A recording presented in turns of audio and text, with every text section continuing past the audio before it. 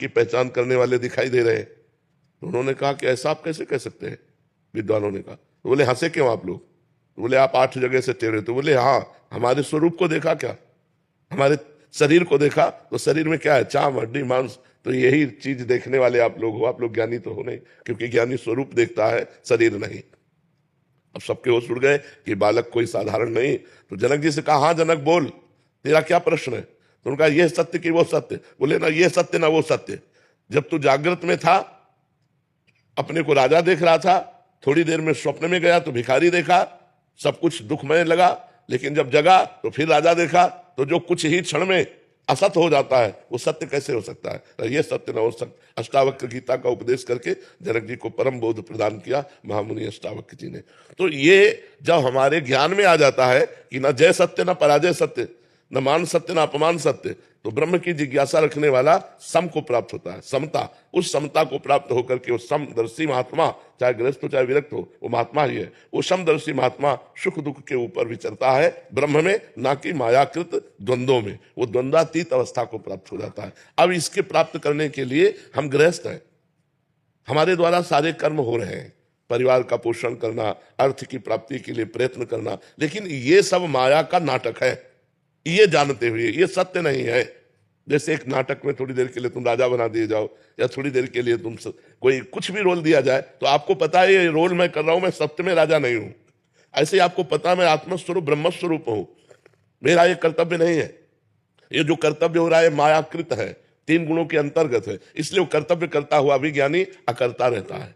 वो सुख दुख के बीच में रहता हुआ भी वो सुख दुख का भोगता नहीं रहता। पर ये बात केवल प्रवचन से समझ में नहीं आएगी, साधना करनी पड़ेगी।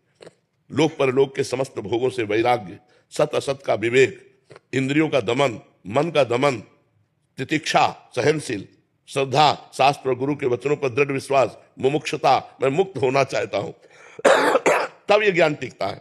जब कठोर नियमों के द्वारा निरंतर ब्रह्माकार वृत्ति संसार के समस्त कार्य करते हुए, अब आप सोचो अपने लोग तो इतना कार्य नहीं जितना राजा जनक जी को कार्य। राजा को कार्य होता है ना, कोई सोचे कि ज्ञानी महापुरुष क्रिया रहित है बाहर से, तो ऐसा नहीं। वो क्रियापरायण होते हुए भी कर्ता भाव रहित है। कोई सोचे भक्ति कैसे हो सकती है गृहस्थी में? अम्बरीश जी चक्रवर्ती सम्राट महाभागवत, राजा जनक जी परम ज्ञानी, दोनों, एक महाभक्ति में और एक ज्ञानी में, दोनों चक्रवर्ती सम्राट राजा होते हुए भी अपने कार्य को कर रहे हैं। इसका मतलब है क्रियाएं गुणानुगुण वर्तनते मनुष्यापार्थ सर्वसा। क्रियाएं मायाकृत है और मैं उसका दृष्टा हूं, मैं करता नहीं हूं। तो कर्ता और भोक्ता भाव रहित महापुरुष ही ज्ञानी होता है, चाहे वो गृहस्थ में हो चाहे वो विरक्त में हो। ये भगवत मार्ग है। इसके लिए जरूरी नहीं कि कपड़ा बदला जाए, इसके लिए जरूरी उद्देश्य बदला जाए, हमारे विचार बदल जाए, हमारा चिंतन बदल जाए। समझ रहे हैं आप?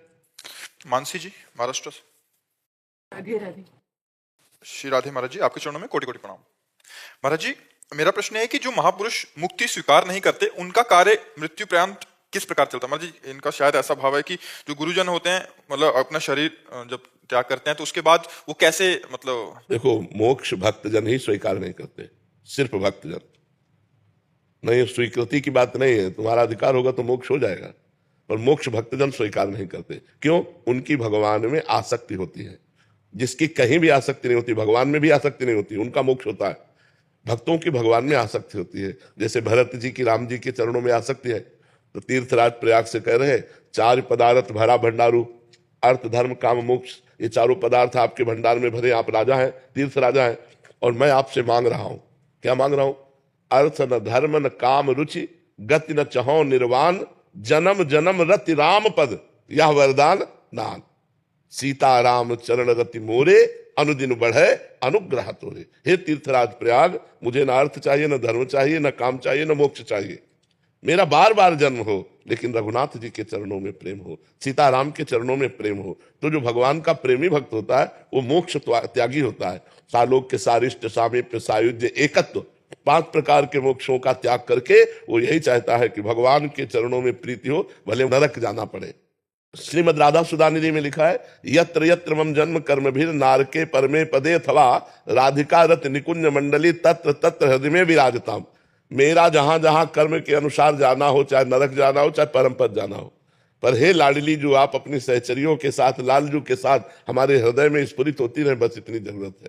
राधिका रथ निकुंज मंडली तत्र तत्र हृदय में विराजताम, चाहे यत्र यत्र मम जन्म कर्म भी नार के पर में पदे थवा, ये ही जोनि जन्मो कर्म बस तहा राम पद अनुराग हो। भक्त का ये लक्ष्य होता है, इसलिए उसको मोक्ष नहीं प्राप्त होता।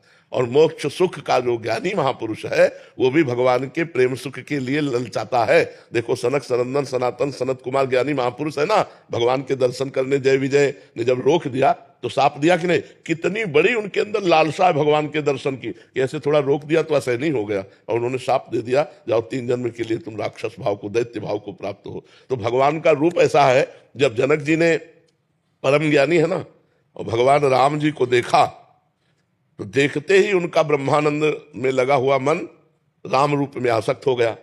तो विश्वामित्र जी से कह रहे हैं, इन्हीं विलोकत अति अनुरागा बरबस ब्रह्म सुख ही मन त्यागा। इनको देखते ही मेरे मन में अनुराग आ गया और बलात् मेरा मन हटकर ब्रह्म सुख से राम रूप सुख का अवलोकन करने में लग गया, जबकि सहज विराग रूप मन मोरा।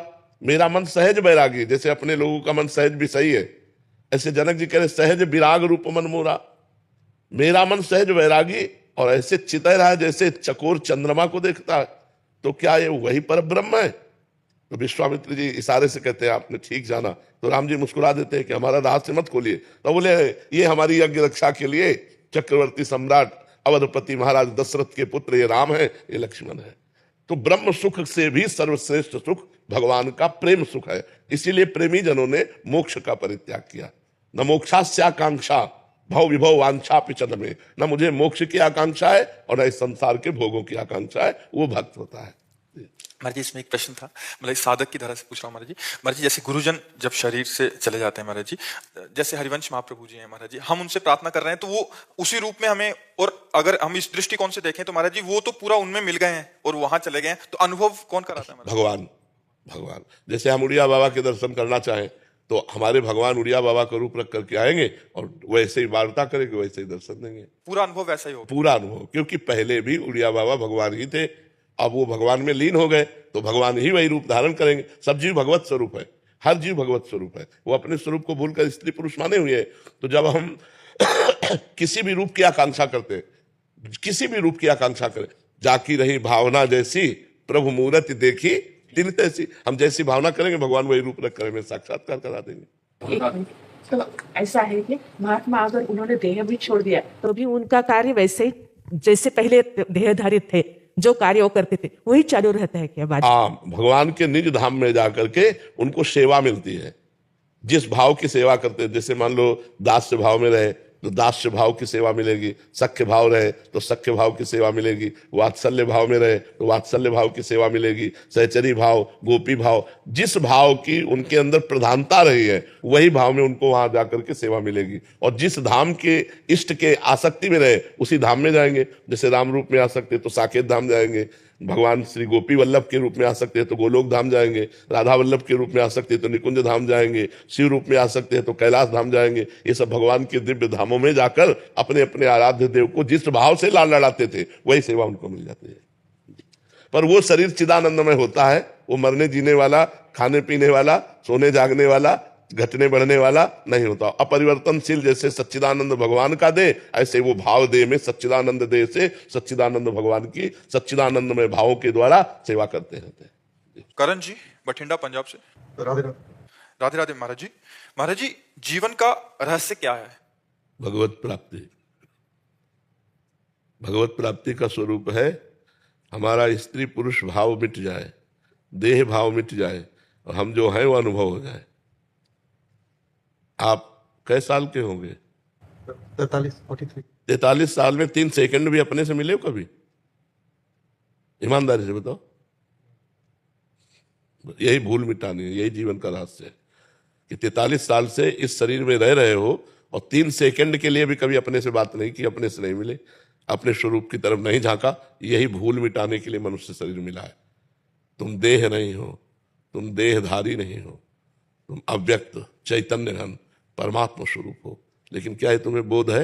नहीं बोध है, नहीं जानकारी। इसी जानकारी के लिए हमें मानव देह मिला है, इसी रहस्य के समझने के। या रहस्य रघुनाथ कर बेग न जाने कोई, और जो जाने रघुपति कृपा तो सपने मोह न हो। तो गुरु चरणों का आश्रय लेकर उनके द्वारा बताई हुई साधना जब की जाती है तो ये भ्रम मिट जाता है और जीव परमानंद में हो जाता है। हमारा स्वरूप ही है भगवान, भगवत स्वरूप जीव है। जो जीव है अयम आत्मा अहम ब्रह्मास्मि, असलियत में।